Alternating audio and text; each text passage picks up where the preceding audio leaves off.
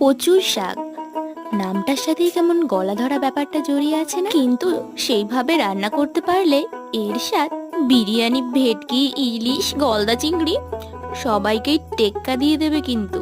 চলো তাহলে শেয়ার করি আমার মা কিভাবে কচুর শাক রান্না করে। প্রথমেই কচুর শাকগুলোকে গরম জলে একটু লবণ আর হলুদ মিশিয়ে সিদ্ধ করে নিতে হবে।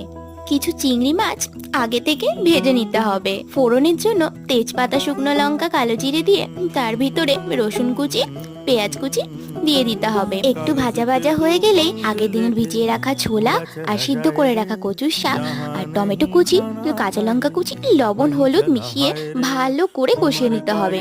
আর কি ভেজে রাখা চিংড়ি মাছগুলো অ্যাড করে দেব আর সামান্য একটু চিনি দেব ফ্লেভার আনার জন্য। আর গলা ধরা ব্যাপারটা কাটানোর জন্য লেবুর রস বা লেবু পাতা ইউজ করে নেব।